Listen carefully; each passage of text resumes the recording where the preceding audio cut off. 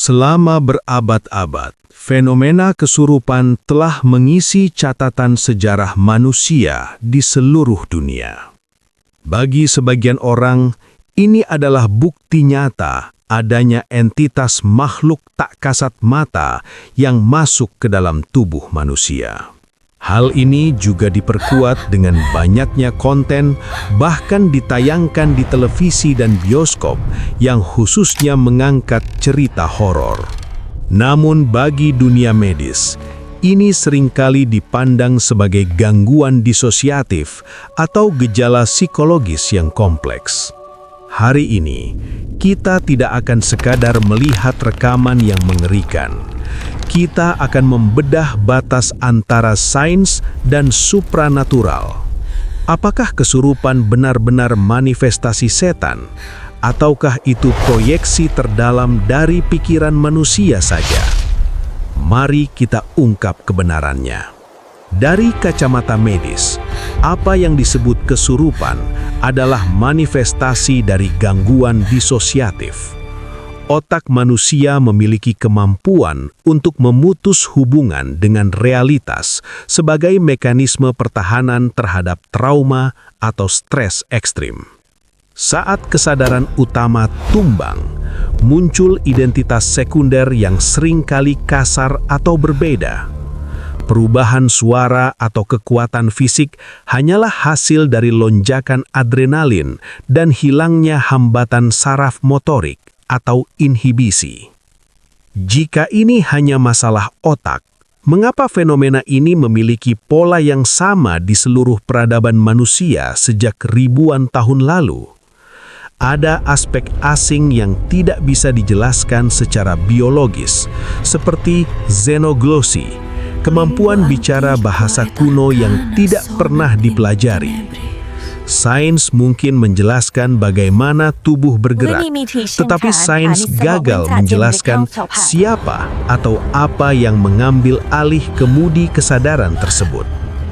Fenomena ini seringkali bersifat objektif, bukan subjektif. Sensor suhu bisa menunjukkan penurunan derajat yang drastis, dan benda-benda di sekitar subjek bisa berpindah tanpa sentuhan, poltergeist. Ini menandakan adanya manipulasi energi di luar kendali biologis manusia. Kesurupan bukan sekadar peristiwa di dalam kepala seseorang, melainkan intrusi entitas dimensi lain ke dalam ruang fisik kita. Banyak kasus kesurupan sembuh dengan doa karena adanya efek placebo yang kuat. Jika subjek percaya bahwa ia dirasuki setan, maka ia juga percaya bahwa ritual agama akan mengusirnya. Otak merespons kepercayaan tersebut dengan melepaskan zat penenang alami. Namun secara klinis, penggunaan obat antipsikotik seperti haloperidol terbukti lebih konsisten secara ilmiah dalam menekan gejala-gejala agresi tersebut daripada sekedar ritual tanpa landasan medis. Kenyataannya, banyak kasus di mana obat penenang dosis tinggi sekalipun gagal menenangkan orang kesurupan.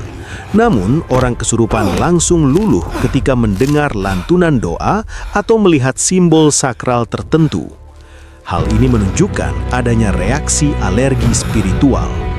Entitas yang merasuk bereaksi terhadap frekuensi suci, bukan terhadap zat kimia.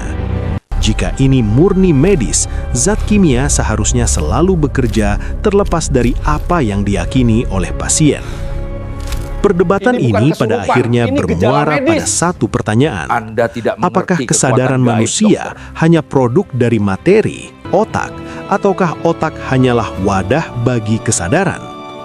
Sains tetap pada posisinya bahwa setiap kejadian aneh pasti memiliki penjelasan logis yang belum ditemukan, namun tetap berada dalam hukum alam fisik.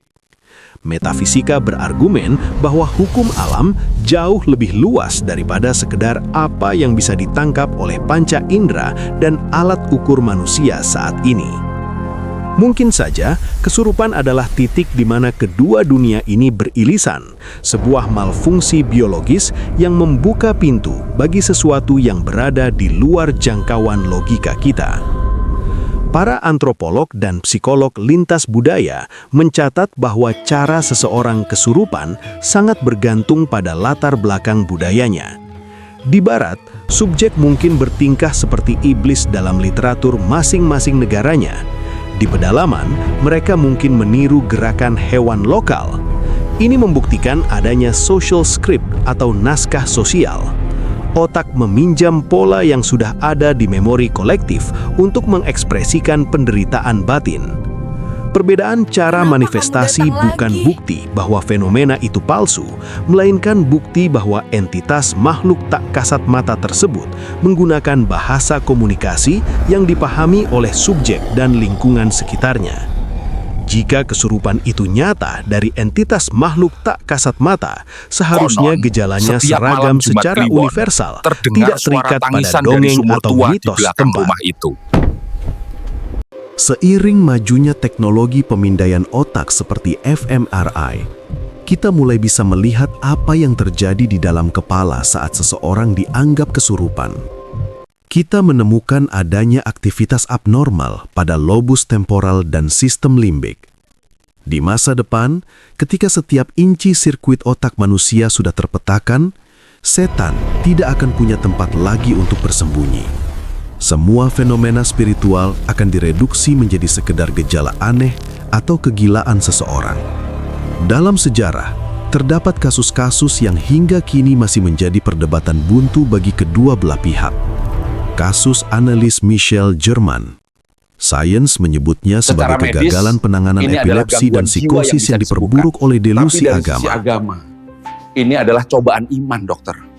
Namun, pihak metafisika menunjuk pada rekaman suara yang sangat distorsif dan pengetahuan subjek tentang hal-hal okultisme yang mustahil diketahui oleh seorang gadis desa yang taat. Fenomena kesurupan massal di pabrik, sains menyebutnya sebagai mass psychogenic illness akibat tekanan kerja dan ventilasi buruk. Namun, para sosiolog mencatat bahwa fenomena ini seringkali berhenti seketika setelah dilakukan ritual adat setempat. Sesuatu yang jarang terjadi hanya dengan sekedar pemberian oksigen atau waktu istirahat. Perdebatan tentang apakah kesurupan itu nyata, pada akhirnya bukan hanya tentang setan atau sel otak. Ini adalah refleksi dari ketakutan manusia akan kehilangan kendali atas dirinya sendiri. Jika kita percaya itu medis, kita merasa aman karena ada obatnya. Jika kita percaya itu metafisika, kita merasa waspada karena ada dunia lain yang tak kasat mata mengintai. Seiring kita melangkah menuju masa depan yang semakin digital, perdebatan ini mungkin akan bergeser.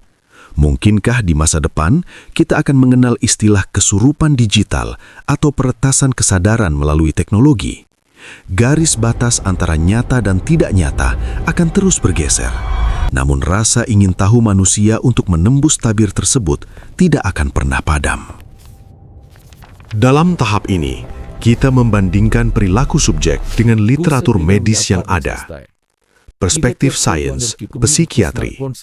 Sebagian besar kasus kesurupan memiliki kemiripan 90% dengan gejala skizofrenia hebefrenik atau psikosis akut. Subjek mengalami delusi kebesaran atau merasa dikendalikan oleh kekuatan luar, delusion of control.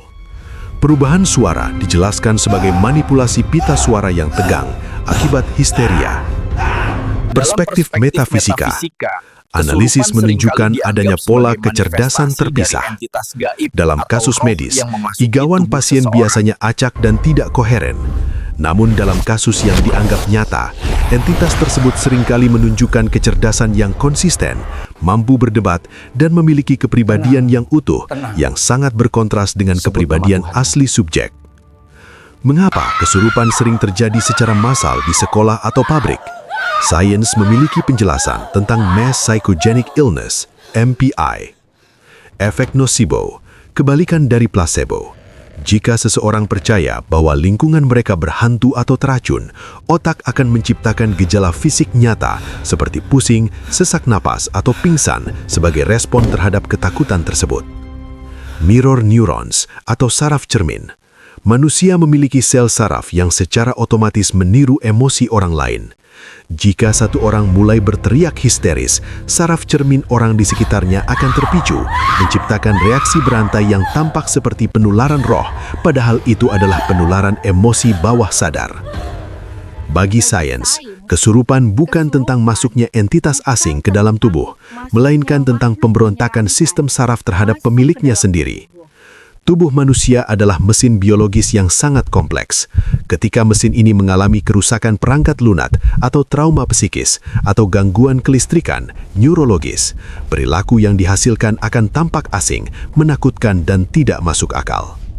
Sains menyimpulkan bahwa setan yang selama ini kita lawan dalam ritual sebenarnya adalah proyeksi dari kegelapan yang ada di dalam sirkuit otak kita sendiri yang belum sepenuhnya kita pahami.